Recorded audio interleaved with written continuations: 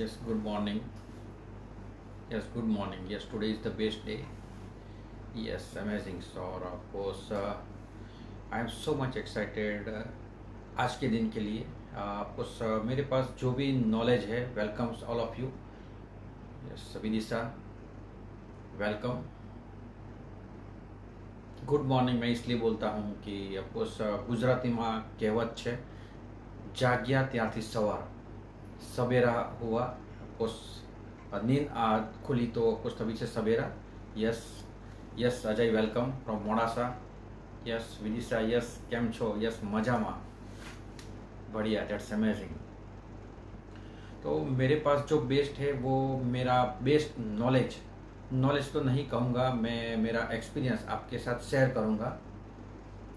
जो मेरी जर्नी है आपको जो जिसमें से मैं पास हुआ हूँ, मुझे क्या क्या डिफ़िकल्टी आई और उसके रिगार्डिंग मैं क्या क्या नॉलेज लेता गया, वो नॉलेज मैं आपके साथ शेयर करने वाला हूँ. तो today is the best day. Yes that's amazing. तो डायबिटीज़ क्या है, डायबिटीज़ क्यों होता है, अगर एक बार हमारी लाइफ में डायबिटीज़ आ गया. यस वेलकम पिंकी जी. आप लोग अपना सिटी का नाम भी लिखिए तो ऑफकोर्स मुझे बहुत अच्छा लगेगा. That's amazing. Yes welcome Krishna. You are just amazing. आप अपना कीमती समय निकाल के यहाँ पे आए हो तो you are so special for me. You are so special for me. Yes और हम लोग ये जो सेशन रहने वाला है अप्रोक्सीमेट 45 मिनट्स का सेशन रहने वाला है. और लोग जहाँ आपको आते हैं अपना कीमती समय निकाल के यहाँ आते हैं लाइव सेशंस में, तो they feel I believe that ये यहाँ पे जाएंगे तो कुछ वैल्यू मिलेगी. यस तो you are also so unbelievable. आप अपना टाइम यहाँ पे इन्वेस्ट करोगे, भले ही आपको अभी डायबिटीज़ नहीं है, कभी भी नहीं आए, हम ऐसा चाहते हैं. अगर किसी को डायबिटीज़ हो तो आप उनको रास्ता दिखा सकते हो कि उसको मैनेज कैसे करना है. Yes Modasa yes welcome. Yes Ajay ji, you are one of my favourite since 1992. Wonderful that's amazing. तो ऑफकोर्स और 2-3 मिनट वेट करते हैं और उसके बाद ये सेशन शुरू करते हैं. तब तक मैं आपको थोड़ा परिचय दूंगा. मेरा नाम हिमांशु पटेल है. आप लोग मुझे हाय बोल सकते हो. हाय हिमांशु. हाय हेलो एचआर भी बोल सकते हो. Hello HR. तो आपको मैं मेरी शॉर्ट स्टोरी पहले बताऊंगा, फिर डायबिटीज़ के रिगार्डिंग थोड़ी इन्फॉर्मेशन दूंगा. और अगर डायबिटीज़ को आप लाइफ में लाना नहीं चाहते हो, उसको दूर से ही सलाम करना चाहते हो, तो उसके रिगार्डिंग क्या prevention is better than cure, तो उसके लिए क्या क्या केयर रखनी पड़ेगी, तो उसके रिगार्डिंग थोड़ा बहुत नॉलेज दूंगा. लेकिन ये बोरिंग सेशन तो रहने वाला नहीं है. हम लोग बातें करेंगे. और ऑफकोर्स अगर आप में से कोई मुझे मेरे साथ लाइव होना चाहेगा, अपना आपको एक्सपीरियंस शेयर करना चाहेंगे तो, या फिर कुछ सवाल पूछना चाहते हो तो भी आप पूछ सकते हो. कुछ भी सवाल पूछ सकते हो. That's amazing. Yes Palak Priya welcome. Yes good morning. अपना सिटी का नाम लिखिए. और ऑफकोर्स मुझे अच्छा लगता है कि ऑफकोर्स किसी भूले हुए को ऑफकोर्स रास्ता दिखाए. तो आप भी ये सेशन में कुछ जो भी नॉलेज मिलता है वो नॉलेज आप किसी के साथ शेयर कर सकते हो, उनको रास्ता दिखा सकते हो. Yes that's amazing. वंडरफुल. तो ऑफकोर्स सेशन शुरू करते हैं.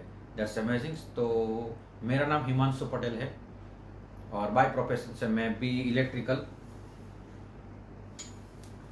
Gujarat electricity board, state electricity corporation limited, उसमें मैं as a deputy engineer class 1 officer में जॉब करता था. 18 साल मैंने जॉब की, लेकिन मेरी हेल्थ अच्छी नहीं थी. ऑफकोर्स मेरी बॉडी को क्या चाहिए, किस में से मुझे मिलेगा, वो मुझे नॉलेज नहीं था. मेरी ईटिंग हैबिट ख़राब थी. ख़राब तो नहीं बोल सकते, हाँ आपको नॉलेज नहीं होता है कि कभी कभी हमारे क्या खाना चाहिए, किस तरह खाना चाहिए, हमारी बॉडी की रिक्वायरमेंट क्या है, उसकी न्यूट्रिशन वैल्यू क्या होती है. आप लोग एग्री करते हो? How many people are agree with me? जब हमें नॉलेज नहीं होता है तो ऑफकोर्स हम भटक जाते हैं. जो भी मिला हमारे सराउंडिंग में, जो भी एटमॉस्फेयर रहता है, हम उसके साथ ऑफकोर्स वही सही है, हम उसको बिलीव करने लगते हैं, राइट।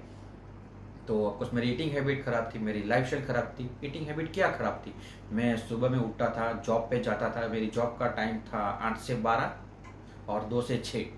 तो सुबह में उठने के बाद ऑफकोर्स मैं ब्रेकफास्ट करता था। क्या ब्रेकफास्ट करता था, चाय के साथ बिस्कुट या फिर रोटी। आप लोग सुबह में ब्रेकफास्ट क्या करते हो, चैट पे लिख सकते हो ऑफकोर्स। और ऑफकोर्स अगर वाइफ अगर किसी ने अच्छे मूड में हो तो गर्मा गर्म नाश्ता, जैसे कि बटाका पोहा या फिर इडली संभार, ऐसा कुछ कभी कभी, राइट। तो वो नाश्ता करने के बाद मैं मेरी जॉब पे निकलता था। तो कुछ गुजराती लोग नाश्ता क्या करते हैं, तो वही मैं नाश्ता करता था। मुझे याद है उकाई में मैं जॉब करता था। तो जलाराम के खमण, प्रदीप भाई के पकोड़े और रमेश भाई का सेव उसड़, वो मेरा फेवरेट था। हर 2 आवर्स के बाद या फिर 1 आवर्स के बाद भी कभी कभी भूख लगती थी। वो ये मैं आपको क्यों बता रहा हूँ, उसी टॉपिक में आएगा। ये साइंटिफिक है। हमारी बॉडी में कुछ अगर डिफिकल्टी है, प्रॉब्लम है, या फिर प्रॉब्लम आने की कुछ पॉसिबिलिटी है, तो ऑफकोर्स ये सिम्टम्स होते हैं। मुझे बार बार भूख लगती थी। और जॉब पे जाने के बाद 10:30 बजे, ऑफकोर्स मेरी जो इंजीनियर की टीम है वो 15 लोगों की, तो 10:30 बजे हर रोज 18 साल वो कार्यक्रम चला। क्या वो सोल्जरी करते हैं ना, 10-10 रुपया इकट्ठे करके, तो हम लोग पकौड़ा खाते थे रोज। यस भाई, तो यहाँ पे ऐसे कितने लोग हैं यस जिनको पकौड़े अच्छे लगते हैं। मैं भी खाता था, नॉलेज नहीं था।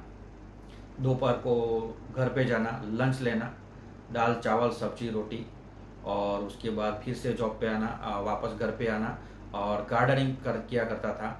Yes, welcome Divya. गार्डनिंग करता था, क्रिकेट भी खेलता था, फुटबॉल भी खेलता था, जिम में जाता था, प्राणायाम करता था, योगा करता था। लेकिन ईटिंग हैबिट खराब थी, लाइफस्टाइल भी खराब थी। क्या आपको जॉब का ऐसे संजोग थे कि आपको कभी कभी मुझे पावर प्लांट में काम करते समय कभी कभी 24 आवर्स या फिर कभी कभी 48 आवर्स भी होते थे, इमरजेंसी आती थी। ऑफकोर्स इट्स वो भी एक ड्यूटी है। तो ऑफकोर्स मैं करता था, नींद नहीं हो पाती थी, पानी प्रॉपर नहीं ले पाता था, खाना टाइम पे नहीं खा पाता था। तो उसी के कारण मेरी हेल्थ बिगड़ चुकी थी। यस, जब मैं 21 साल का, तो स्ट्रेस लेवल मेरा बढ़ता, तो ऑफकोर्स मेरी प्रेशर आ गया था और डायबिटीज़ के सिम्टम्स मुझे आ गए थे। और जब डायबिटीज़ डिटेक्ट हुआ मेरी लाइफ में 2008 में, करीबन 12 साल पहले, तो वो मेरी जिंदगी का ऑफकोर्स जो है, मान लो जिंदगी पहाड़ टूट पड़ा हो, ऐसी मुझे फीलिंग आई थी। लेकिन ऑफकोर्स डॉक्टर साहब ने बोला कि ये दवाई चालू कर लो, लेकिन मैंने दवाई चालू नहीं की। मैंने उनसे पूछा, डॉक्टर साहब जो मेरे फ्रेंड है, कि क्या डायबिटीज को मैनेज कर सकते हैं। उन्होंने बोला यस। कैसे, जो उन्होंने बताया वो वेलकम उत्सव सूरत, यस दैट्स अमेजिंग। तो उन्होंने मुझे बताया कि ईटिंग हैबिट और लाइफस्टाइल इंप्रूव करो, और खास करके आपके बॉडी के अंदर जो फैट कंटेंट जो बढ़ गए हैं उसको थोड़ा कम करने की शुरुआत करोगे तो उसको आप मैनेज कर सकोगे। तो उस पर मैंने अमल करना शुरू किया। तो उसमें से वो मेरा एक बेस्ट एक्सपीरियंस था जिसमें मैंने सीखा कि उसको मैनेज कैसे करना है। तो वही एक्सपीरियंस मैं आपके साथ शेयर करने वाला हूँ, राइट। तो व्हाट इज डायबिटीज, टॉपिक शुरू करते हैं। Yes that's amazing. तो डायबिटीज क्या है। डायबिटीज एक ऐसी कंडीशन है जिसमें हम जो खाना खाते हैं उसमें जो कैलोरी होती है, एनर्जी होती है फूड में, वो एनर्जी बॉडी प्रॉपर तरीके से कन्वर्ट नहीं कर पाती है एनर्जी यूज करने के लिए। फिर से रिपीट करता हूं, हम जो खाना खाते हैं फूड, वो एनर्जी बॉडी प्रॉपर एनर्जी को कन्वर्ट नहीं कर सकती, हमारे यूज में नहीं आ सकती। तो कैसे, क्यों, तो ऑफकोर्स उसके लिए मैं अभी आगे बताऊंगा। Yes that's amazing. तो डायबिटीज जब हम खाना खाते हैं तो क्या होता है, जब हम खाना खाते हैं तो अंदर जाता है जठर के अंदर। हाई फाई मेडिकल लैंग्वेज में मैं नहीं जाऊंगा, लेकिन इतना बताना चाहूँगा कि जठर के अंदर जाता है और ऑफकोर्स पैनक्रियास एक्टिव होता है और इंसुलिन प्रोड्यूस होता है। पैनक्रियास का काम क्या है, वो इंसुलिन का प्रोड्यूस करता है। इंसुलिन का काम क्या है, हमने जो खाना खाया उसमें वो जो भी हो कार्बोहाइड्रेट बेस अंदर जाके बॉडी के अंदर ग्लूकोज बनता है। ग्लूकोज बनता है और शुगर लेवल बढ़ता है तो पैनक्रियास एक्टिव होता है, और पैनक्रियास एक्टिव होने के बाद इंसुलिन का प्रोडक्शन होता है, और इंसुलिन का काम है जो ग्लूकोज लेवल जो बढ़ा उसको कम करने का। अभी मान लो पैनक्रियास है, ये एक ऐसी ग्रंथि बोल सकते हैं जो आपको इंसुलिन का प्रोडक्शन करती है। जैसे ब्लड वेसल्स होते हैं, तो उसमें मान लो खाना खाया, ब्लड शुगर लेवल बढ़ा, तो पैनक्रियास के अंदर जो बीटा सेल होते हैं वो बीटा सेल यस इंसुलिन का प्रोडक्शन करते हैं, और ब्लड वेसल्स में जो शुगर लेवल बढ़ा उसको यस आपको सेल्स में एनर्जी के रूप में दे देता है, ताकि ब्लड वेसल्स में जो शुगर लेवल बढ़ा उसको वो नॉर्मल रहता है। जो शुगर लेवल बढ़ा था ब्लड में वो सेल में ट्रांसफर हो गया, तो ब्लड लेवल बढ़ा, वो नॉर्मल हो गया। अभी मान लो कभी कभी हमें भूख लगती है, या फिर बॉडी में जो ब्लड के शुगर लेवल कम हो जाता है, होता है, तो उस टाइम भी पैनक्रियास पिक्चर में आता है। पैनक्रियास के जो अल्फा सेल होते हैं वो ग्लूकोजन का प्रोडक्शन करते हैं ग्लूकोजन का, और जो लीवर में जो स्टोर्ड है वो ग्लूकोज ब्लड वेसल में डाल देता है, यानी कि जो ब्लड का लेवल, जो ब्लड जो वेसल्स होते हैं उसमें जो शुगर लेवल जो कम हुआ, पैनक्रियास अल्फा सेल ग्लूकोजन का प्रोडक्शन लीवर में जो स्टोर्ड ग्लूकोज है उसको ब्लड सेल्स में डाल देता है, यानी कि ब्लड लेवल फिर से नॉर्मल आ जाता है। तो यहाँ पे ब्लड शुगर लेवल बढ़ता है, नॉर्मल हो जाता है, ब्लड लेवल नॉर्मल होता है, नॉर्मल से फिर कम होता है, तो फिर से वो नॉर्मल हो जाता है। तो उसको कंट्रोल में काम करने का काम मैन ऑफ द मैच बोलता हूं, तो ये किसका है? पैनक्रियास का। एम आई राइट? तो ऑफकोर्स कई कारण होते हैं जिसके कारण पैनक्रियास प्रॉपरली वर्क नहीं कर पाता है। कौन कौन से? Lifestyle, eating habit, food habit, या फिर जन्मजात मैन्युफैक्चरिंग डिफेक्ट, ऐसा भी बोल सकते हैं। पैनक्रियास खराब होता है जिसके कारण वो इंसुलिन का, उसके बीटा सेल इंसुलिन का प्रोडक्शन नहीं कर पाते, अल्फा सेल ग्लूकोजन का प्रोडक्शन नहीं कर पाते। ये ब्लड शुगर लेवल जो बढ़ता है तो नॉर्मल नहीं कर पाता, कम होता है तो उसको वो नॉर्मल नहीं कर पाता।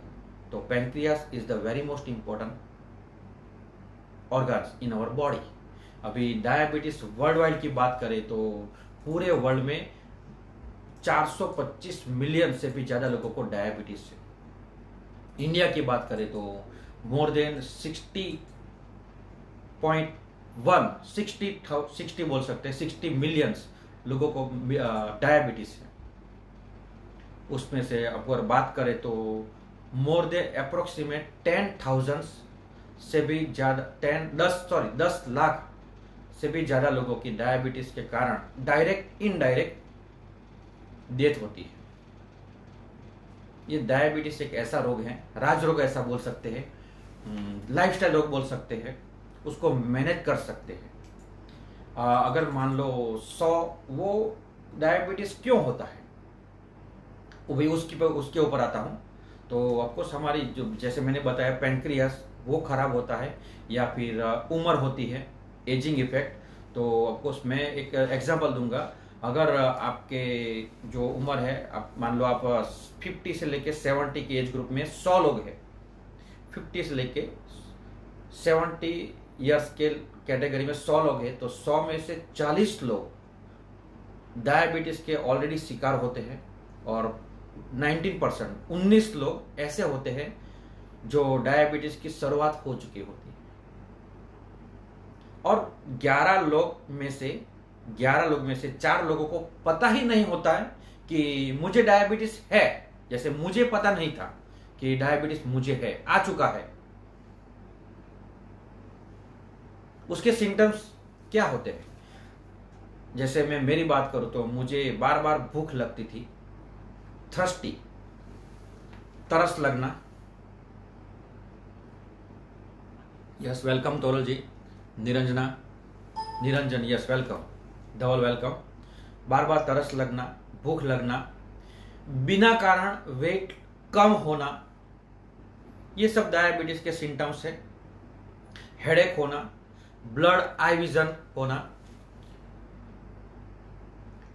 अगर ऐसा कुछ सिम्टम्स है तो ऑफकोर्स एक बार चेक करवा लेना कि of course blood sugar level, of course diabetes के जो पैरामीटर्स है कोई क्या वो कंट्रोल में है, पैरामीटर ऑफकोर्स नॉर्मल है कि एबनॉर्मल है।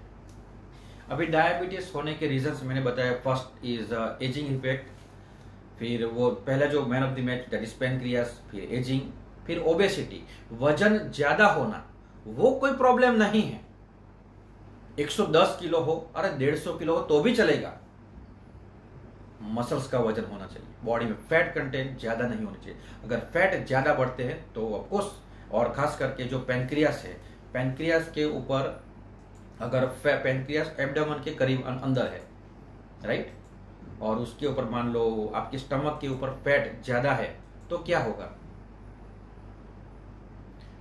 पैनक्रियास के ऊपर लोड आता है, फैट का लोड आता है तो पैनक्रियास प्रॉपरली वर्क नहीं कर पाता है। तो pancreas is one of the reasons.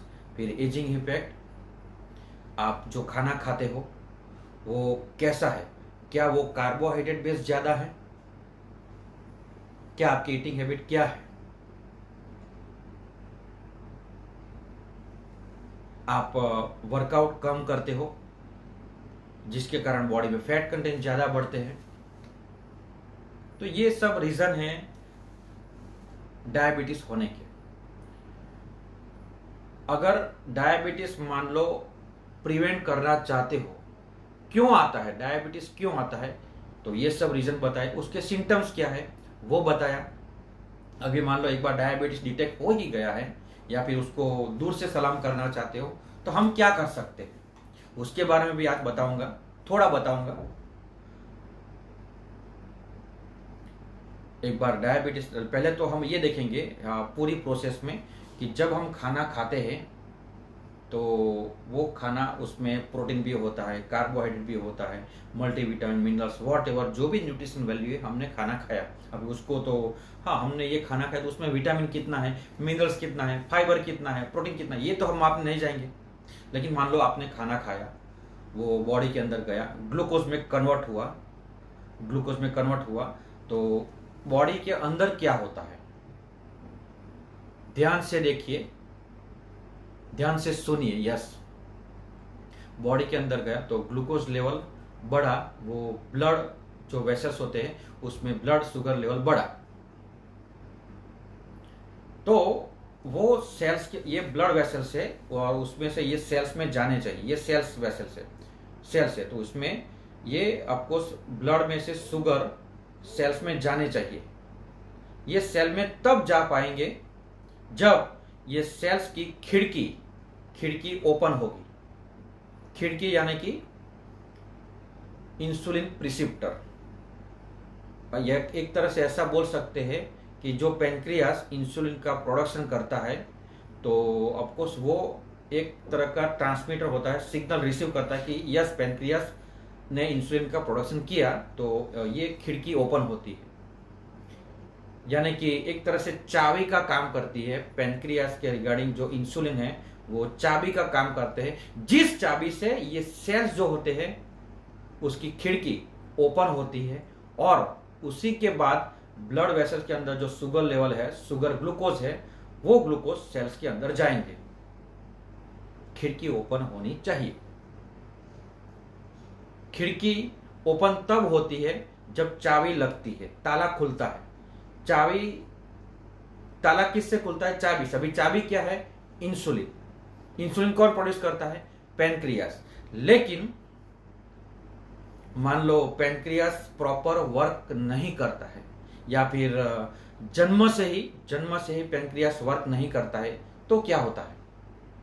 Pancreas insulin का प्रोडक्शन नहीं करता तो ये इंसुलिन चाबी से ताला खुलता नहीं है, खिड़की ओपन नहीं होती है, यानी कि ब्लड में जो ग्लूकोज लेवल जो बढ़ा है वो सेल्स तक नहीं पहुंच पाता है, इसलिए एनर्जी नहीं मिलती है। वो ग्लूकोज ब्लड में ही रहता है और ब्लड शुगर लेवल हाई रहता है, जिसको हम कहते हैं blood sugar, diabetes, type 1 diabetes. आप में से कितने लोग हैं जो लोग टाइप 1 डायबिटीज जिनको है उनको कुछ पहचानते हो, या फिर सुना है कि टाइप 1 डायबिटीज ऐसा कुछ आता है? चैट पे लिख सकते हो। जिसमें पैनक्रियास जन्म से ही डिफेक्टिव होता है, वो चाइल्ड में है। ऐसे ही बात करें तो करीबन 100 लोगों में से 5% लोगों को टाइप 1 डायबिटीज होता है।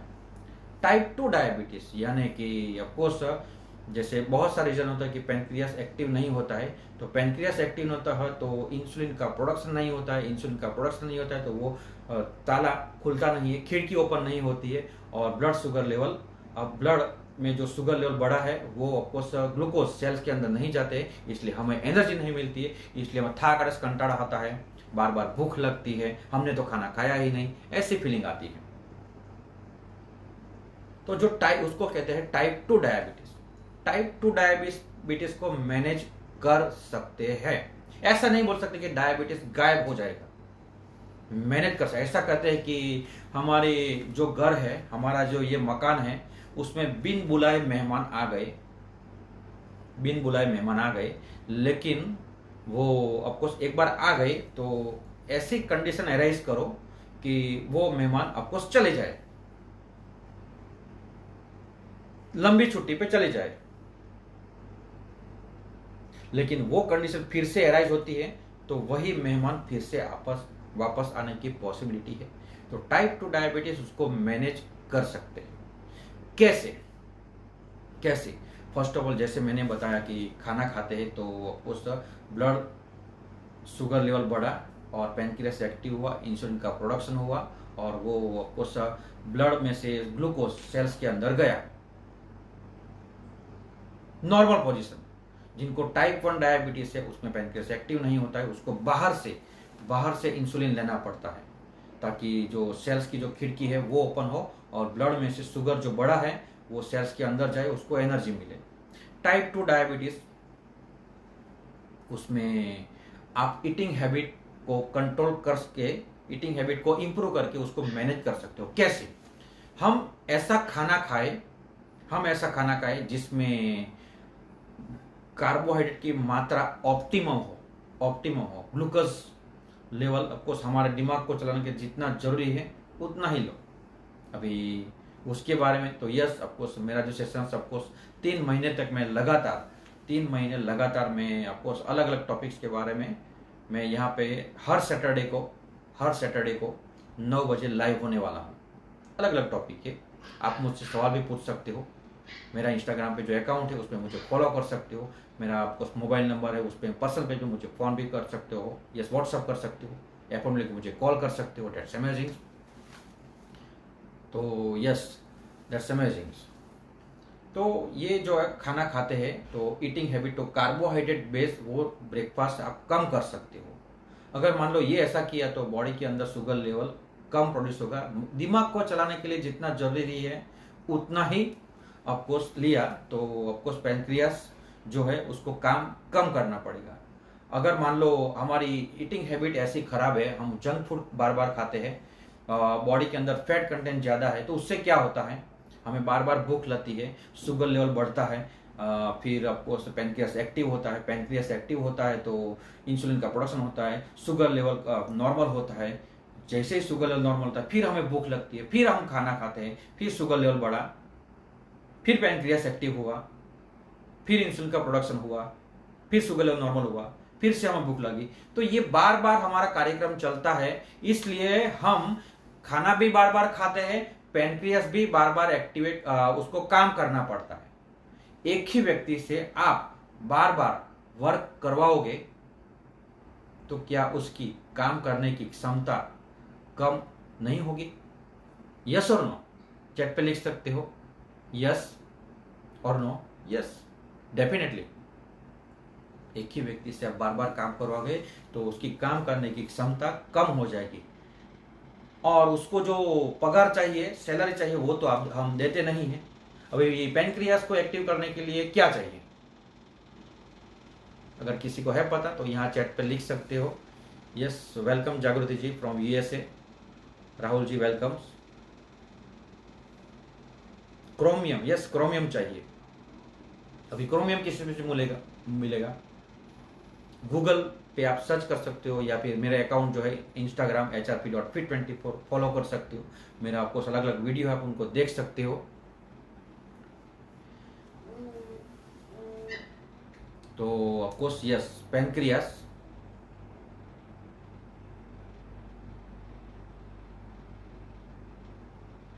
क्रोमियम मिलना चाहिए। यस क्रोमियम मिलना चाहिए। क्रोमियम मिलता है तभी वो पैनक्रियास काम प्रॉपर तरीके से काम करेगा। लेकिन हमारा इनपुट क्या है? हमारा इनपुट जो है वो कार्बोहाइड्रेट बेस्ड है, जिससे शुगर लेवल अप डाउन होते हैं। पैनक्रियास को बार बार काम करना पड़ता है, और पैनक्रियास के ऊपर हम बार बार खाते हैं, हम वर्कआउट नहीं करते, तो उसके कारण बॉडी में फैट कंटेंट ज़्यादा बढ़ते हैं। तो वही फैट स्टमक के ऊपर यानी कि पैनक्रियास के ऊपर लोड आता है। एक तो आप उनको पकड़ देते नहीं हो, बार बार काम करवाते हो क्योंकि आपकी फूड हैबिट खराब है।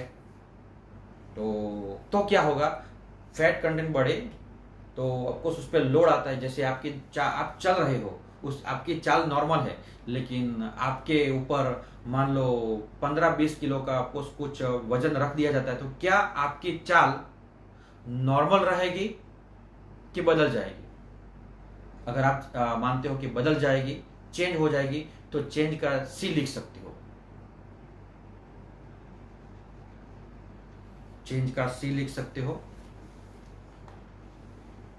वेलकम ईशान जी। यस स्वीटी जी।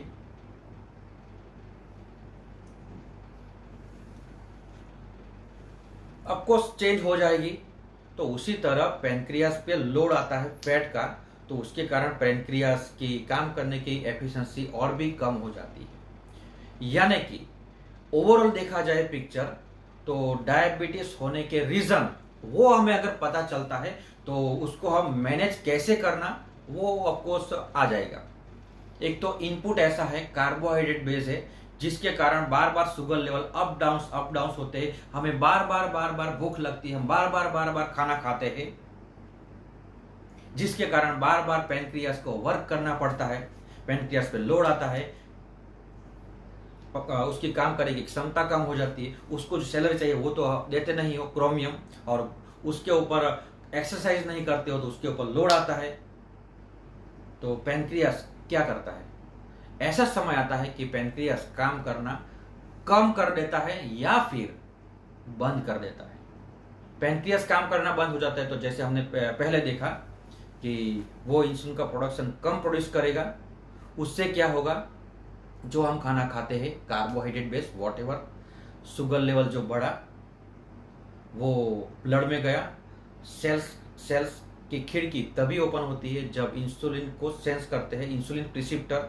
अभी इंसुलिन प्रिसिप्टर भी खराब होते हैं, कई कारण है, lifestyle, pollution, tension, that's amazing. उसके ऊपर डिटेल में नहीं जाना है, लेकिन इंसुलिन प्रिसिप्टर वो खिड़की तभी ओपन होती है जब ताला खुलता है। तो वो चाबी यानी कि इंसुलिन, तो वो खिड़की ओपन नहीं होती है और ब्लड अंदर ही रह जाता है। तो अगर हमें शुगर लेवल को नॉर्मल मैनेज करना है तो ऑफकोर्स ईट राइट फूड। जैसे मेरा स्लोगन है ईट हेल्दी स्टे हेल्दी। तो ऑफकोर्स हमें कैसा खाना चाहिए, तो ये कुछ वो उसके बारे में अगले सेशन थोड़े 5-7 मिनट बाद में बताता हूँ आपको। तो ईटिंग हैबिट्स से आप मैनेज कर सकते हो। कम कार्बोहाइड्रेट ऑप्टिमम हो, जिसमें क्रोमियम भी हो, जिससे पैनक्रियास को सैलरी मिलती रहे। और ऑफकोर्स जो फैट लेवल जो बढ़ता है उसको आप कम कर सकते हो वर्कआउट से, अपनी लाइफस्टाइल इंप्रूव करके उसको मैनेज कर सकते हो। अगर मान लो हमने फूड हैबिट चेंज नहीं की, पैनक्रियास के ऊपर की फैट यानी कि स्टमक के ऊपर की फैट अगर हमने कम नहीं की, उसको जो सैलरी चाहिए वो हम नहीं देते हैं, तो ऑफकोर्स जो खाना है, ब्लड शुगर है, वो सेल्स तक नहीं पहुंच पाते हैं। तो ऑफकोर्स इंसुलिन का प्रोडक्शन नहीं होता है। तो क्या होता है? दवाई का हमें सहारा लेना पड़ता है। इंसुलिन के बाहर से वो सपोर्ट करता है। मुझे ये बताओ, दवाई की साइड इफेक्ट होती है? यस और नो?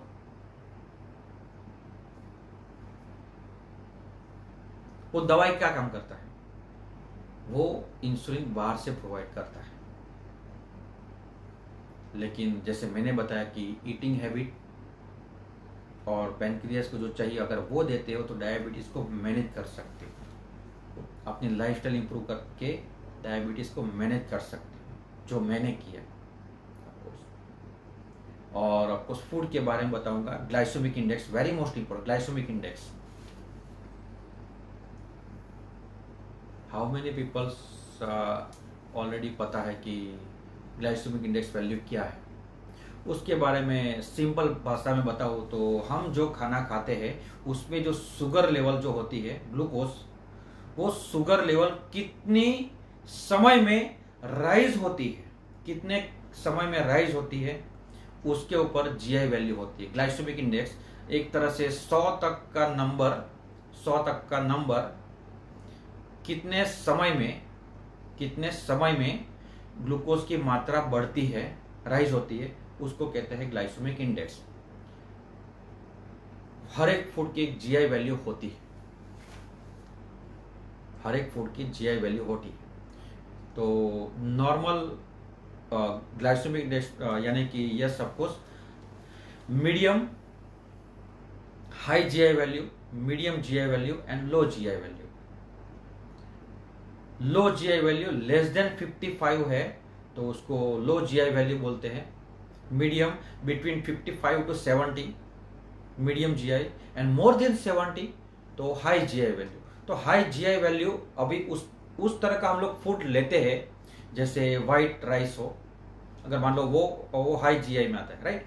अगर वो फूड लेते हो तो हाई जीआई वाला फूड वॉट एवर, तो हाई जीआई वाला फूड लेते हैं तो ऑफकोर्स कम समय में शुगर की मात्रा रैपिड राइज होती है और रैपिड फॉल भी होता है। रैपिड राइज होता है, हम जब हमने ऐसा फूड खाया जिसकी जीआई वैल्यू हाई है तो रैपिड राइज हुआ, इंस्टेंट एनर्जी मिली, हमें अच्छा लगता है। लेकिन शुगर लेवल बढ़ा, पैनक्रियास एक्टिव और इंस्टेंटली ड्रॉप हुआ, जिसके कारण हम हंगर जोन में आते हैं और यहाँ पे फिर से हम खाना खाते हैं। तो rapid rise, rapid fall, hunger zone, यहाँ पे हम खाते हैं, फिर खुद कुछ खाते हैं, फिर राइज हुआ, तो ये अप डाउन साइकिल चलते रहते हैं, जिसके कारण हमें डायबिटीज होता है। तो डायबिटीज अगर कंट्रोल करना हो, उसको प्रिवेंट करना हो, तो हाई जीआई वैल्यू उस खाने को दूर से सलाम। एम आई राइट? लो जीआई वैल्यू यानी क्या? लो जीआई वैल्यू यानी कि जो खाना खाते हैं जिसमें शुगर की मात्रा स्लोली, ग्रेजुअली इंक्रीज होती है और ग्रेजुअली ड्रॉप होती है। यानी कि हमारी जो मगज को चलाने के लिए, नॉर्मल भाषा में बोलता हूँ, जितना शुगर लेवल जरूरी होता है उसके करीब रहते हैं, उसको कहते हैं लो जीआई वैल्यू। अभी लो जीआई वैल्यू फूड क्या है तो उसके रिगार्डिंग मुझे इंस्टा पे फॉलो कर सकते हो, अलग अलग मेरे वीडियो रखते हैं। यस, जैसे एग्जांपल दूँ तो लो जीआई वैल्यू जैसे ब्राउन राइस लो जीआई मत है, लेकिन उससे भी ऊपर है ऑफकोर्स जीआई वैल्यू को ही वो क्राइटेरिया मत रखिए, ग्लाइसेमिक लोड भी है। अभी ग्लाइसेमिक लोड क्या है, एक सादी भाषा में बोले तो वो चाहे वो खाना लो जीआई वाला हो या फिर हाई जीआई वाला हो, लेकिन उसमें कार्बोहाइड्रेट की मात्रा, क्वांटिटी कितनी है, उसको कहते हैं glycemic load. Example by the way watermelon जो है उसकी ग्लाइसेमिक इंडेक्स वैल्यू 72 है। ओ हाई जीआई, वाटरमेलन नहीं खाना है? नहीं, इसलिए बता रहा हूं। तो ऑफकोर्स उसमें 4.3 ग्राम ऑफकोर्स कार्बोहाइड्रेट होता है, तो उसका कैलकुलेशन का इक्वेशन है। तो उसके रिगार्डिंग जो जीआई वैल्यू है, ग्लाइसेमिक लोड है, वो 10 के अंदर आता है, दैट इज 5 पॉइंट समथिंग आता है। तो वाटरमेलन ले सकते हो, राइट। तो high GI value, low GI value, medium GI value और glycemic load, that is very most important parameter to how to manage our diabetes, right. तो ऑफकोर्स यहाँ पे आपको सेशन फिनिश होने का टाइम हो चुका है। Of course you are most valuable people for me. आपने समय यहाँ पे इन्वेस्ट किया, अगर ज़्यादा जानकारी भी दे सकता हूँ, लेकिन उसके लिए हमारा जो आपको इस महीने के एंड में मैं आपको जूम पे एक इवेंट्स करने वाला हूँ। वहाँ पे अगर आप आते हो तो विथ स्लाइड ये जो बता रहा हूँ, टॉक कर रहा हूँ, तो वहाँ पे आप बढ़िया तरीके से आप देख सकते हो। और अगर आप आते हो तो उस सेशन में आते हो, जूम सेशन में आते हो, तो एक मेरा व्हाट्सअप वीआईपी ग्रुप है जिसमें आप आ सकते हो और हेल्दी रहने के टिप्स ऑफकोर्स अकाउंट को फॉलो करके भी आप ले सकते हो, लेकिन वो वीआईपी ग्रुप उसमें आप ऐड हो सकते हो, राइट। तो today is the best day. आज मैंने थोड़ी इन्फॉर्मेशन दी, इन्फॉर्मेशन बताने की शुरुआत कोशिश की, ऐसा मैं बोल सकता हूँ। सभी इन्फॉर्मेशन तो मैं नहीं दे पाया ड्यू टू टाइम, लेकिन आपने टाइम यहाँ पे इन्वेस्ट किया तो मुझे भी लगा कि मुझे अपना बेस्ट देना है। तो कुछ डायबिटीज़ क्यों होता है, ईटिंग हैबिट, लाइफस्टाइल, आप कौन सा खाना खाते हो, उसकी जीआई वैल्यू क्या है, ग्लाइसेमिक लोड वैल्यू क्या है, आपके बॉडी के अंदर फैट कंटेंट कितने हैं, अगर ज़्यादा है तो पेनक्रियास उसको क्या मिलना चाहिए। तो वो अगर वो समझ में आ गया तो ऑफकोर्स उसको आप मैनेज कर सकते हो, राइट। तो वंडरफुल, यस। तो आज का सेशंस, ऑफकोर्स आज के सेशन के रिगार्डिंग अगर और भी कुछ जानकारी लेना चाहते हो, आप जिनको शुगर ले डायबिटीज़ ऑलरेडी है, या फिर आप चाहते हो कि आपको डायबिटीज़ नहीं आए तो उसके रिगार्डिंग और जानकारी लेना चाहते हो, तो यस मेरा व्हाट्सअप का नंबर ले सकते हो, मेरे पर्सनल पेज पे मुझे आप पूछ सकते हो। That is 97-275, repeat 97-275-46233। तो उस पर भी आप पूछ सकते हो, और ऐसे लोगों को आप मदद कर सकते हो जिनको रास्ता दिखा सकते हो कि वो मैनेज कर सकते हैं, राइट। तो yes, today is the best day, unbelievable, yes our life is celebrations. तो यस आज का सेशन हम फिनिश करते हैं। Thank you so much. जय श्री कृष्णा, शुभ रात्रि। Yes, here is Himanshu Patel, BE Electrical, ex-government classroom officer, husband to a super businesswoman, father of two amazing, wonderful daughter, turned into wellness coach. Mission is making the world healthier and happier. Help people to achieve their health goal and help people to manage their health challenges. Yes. तो जय श्री कृष्ण, शुभ रात्रि, see you.